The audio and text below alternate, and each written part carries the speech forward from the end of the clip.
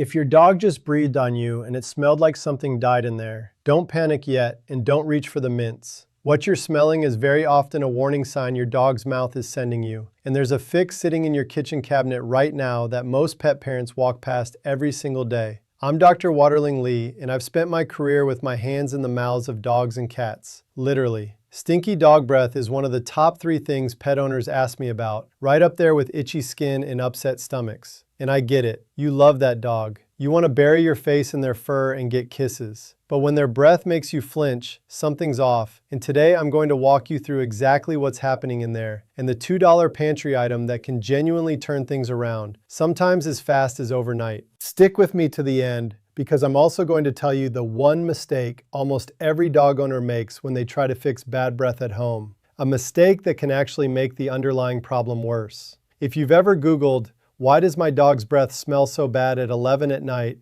this one's for you. Let's start with the basics, because understanding why this happens is what makes the fix actually work, instead of just masking the smell for a day or two. A dog's mouth is not like ours. They don't brush twice a day, they don't floss, and they eat things that would horrify a dentist. So plaque, that soft, sticky film of bacteria, builds up on their teeth constantly. Within about 24 to 72 hours, if that plaque isn't disrupted, it starts to harden into tartar. Tartar is that yellow-brown crust you see along the gum line.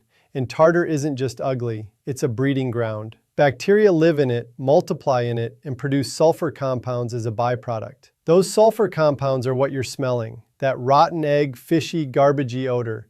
That's bacterial gas, plain and simple. Now here's the part most people don't realize. Bad breath in dogs is almost never just how dogs smell. I hear that a lot in the exam room. "Oh, he's always had stinky breath, that's just him." No, a healthy mouth doesn't smell bad. If your dog's breath is strong enough to notice from across the room, that's plaque and tartar talking. And left alone, it can progress into something called periodontal disease. That's inflammation and infection of the gums and the structures holding the teeth in place. And periodontal disease doesn't stay in the mouth. The bacteria can enter the bloodstream and put extra strain on the heart, liver, and kidneys over time. So this isn't a cosmetic issue. This is a real health issue hiding behind an embarrassing smell. I want to pause here because I know some of you are already thinking about that one specific spot. You've noticed it.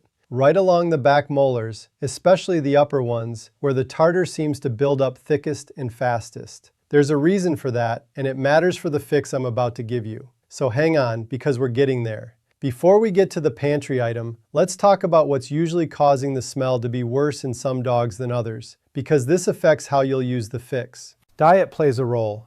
Wet food and soft treats cling to teeth more than hard kibble does, and they ferment fast. Breed plays a role too. Smaller breeds like Yorkies, Chihuahuas, and Dachshunds have teeth that are crowded closer together, so plaque has more places to hide, and they're statistically more prone to dental disease. Age matters. The older the dog, the more years of buildup we're usually dealing with. And hydration matters more than people think. A dry mouth is a bacteria-friendly mouth because saliva actually has natural antibacterial properties that help rinse things away. So when you put all that together, plaque hardening into tartar, bacteria producing sulfur gas, and factors like diet and breed accelerating the whole process, you get that unmistakable dog breath that makes you turn your head. Now, here's what you came for. The pantry item is baking soda. Plain, unflavored, aluminum-free baking soda. The same box sitting in your fridge or your baking cabinet right now. And before you roll your eyes because it sounds too simple, let me explain the actual science. Because this isn't a folk remedy, this is basic chemistry working in your favor. Baking soda is sodium bicarbonate. It's mildly alkaline. Bacteria that produce those sulfur odor compounds thrive in a more acidic environment. When you introduce something alkaline into the mouth, you shift that environment away from what those bacteria prefer, and you slow their ability to multiply and produce odor. On top of that, baking soda has a very fine, gentle, abrasive quality. It's another problem enough to physically help lift soft plaque off the tooth surface before it has the chance to harden into tartar, without being harsh enough to damage healthy enamel when used correctly. That combination, chemical and mechanical, is exactly why some people notice a difference in their dog's breath within a single day of starting this. Here's exactly how I want you to do it, step by step, so you get it right the first time. Take one small bowl, add about half a teaspoon of plain baking soda, Add just enough water to turn it into a soft, spreadable paste. You're looking for a consistency like toothpaste, not a runny liquid. Dip a soft, bristled dog toothbrush, or even a clean piece of gauze wrapped around your finger, into that paste. Then gently lift your dog's lip and work in small circles right along the gum line, focusing on the outer surfaces of the back teeth. Remember that spot I told you to hang on to earlier? That's exactly where you want to concentrate your effort, because that's where tartar builds fastest and where the odor is usually strongest. You don't need to scrub hard. Gentle, consistent circles for about 30 seconds per side is plenty. Let your dog have a drink of water afterward, and that's it. Do this once a day for the first week, and most owners tell me they notice a real difference in the smell within 24 to 48 hours. Once the initial buildup is under control, you can drop down to 3 or 4 times a week for maintenance. Now, I promised you the mistake almost everyone makes, and I need you to hear this part clearly because it's important for your dog's safety. Never use baking soda straight, undiluted, in large amounts, and never let your dog swallow large quantities of it. A small amount mixed into paste and used topically on the teeth and gums is fine for the vast majority of healthy dogs. But baking soda in large ingested amounts can throw off electrolyte balance, especially in small dogs, senior dogs, or dogs with existing heart or kidney conditions. So keep the amount small. That half teaspoon per use is your ceiling, not your starting point to build up from. If your dog has any diagnosed heart, kidney, or electrolyte condition, or is on medication for those, talk to your regular veterinarian before starting this or any new home dental routine, just to be safe. That's not me hedging. That's me actually caring what happens to your dog after you close this video. I also want to be straight with you about something else. This pantry trick is a genuinely powerful tool for managing plaque and freshening breath at home, but it is not a replacement for professional veterinary dental cleanings. If your dog already has heavy, hardened tartar, visible red or bleeding gums, loose teeth, or breath that smells almost metallic or rotten even after a few days of this routine, that's your sign to get an actual oral exam. Hardened tartar has to be removed professionally. No home remedy, baking soda included, can do that job once it's calcified onto the tooth. Think of what I'm giving you today as prevention and daily maintenance, not a cure for advanced disease. Let me tell you about a case that sticks with me, because I think it captures why this matters so much. A client brought in her 10-year-old Spaniel for what she thought was just old dog breath. She'd assumed it was simply part of aging, something she had to live with. When I actually looked in his mouth, there was significant tartar buildup along the back molars, inflamed gum tissue, and early signs of periodontal disease. We got him a professional cleaning, and she started a home routine similar to what I just walked you through. 6 weeks later, at his follow-up, she told me it wasn't just his breath that improved. He seemed more energetic, more interested in his food, more like himself. Chronic low-grade mouth pain and infection can quietly drag a dog's whole quality of life down, and owners often don't connect the dots until it's fixed. That's the real reason I care so much about getting this information to you early, before it becomes a bigger problem. Let's clear up a few myths I hear constantly, because some of them can actually delay you getting your dog real help. Myth 1. Dry kibble alone keeps teeth clean. It helps somewhat, more than wet food does, but kibble alone does not prevent plaque and tartar buildup. Think of it like eating crunchy food yourself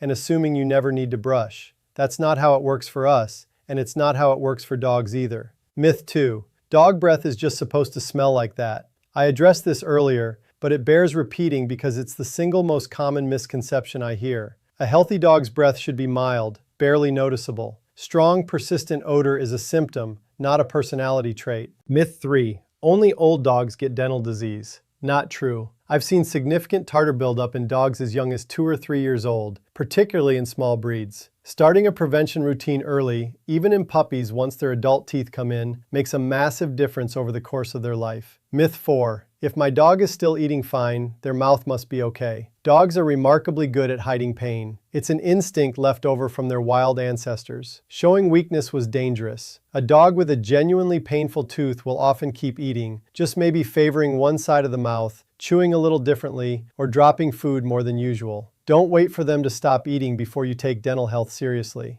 I also want to give you a quick checklist of warning signs that mean it's time to see your vet, regardless of how the baking soda routine is going. Watch for gums that look bright red or purple instead of a healthy pink. Watch for any bleeding when you brush. Watch for visible, loose, or broken teeth. Watch for your dog pawing at their face, drooling more than usual, or suddenly becoming head shy about being touched near the mouth. Any one of those means it's time for a professional look, not more home care. Let's talk about making this stick as a habit, because consistency is really the whole game here. I recommend picking one moment in your day. Right before bed works well for a lot of my clients. And pairing the brushing with something your dog already enjoys, like a short ear scratch afterward.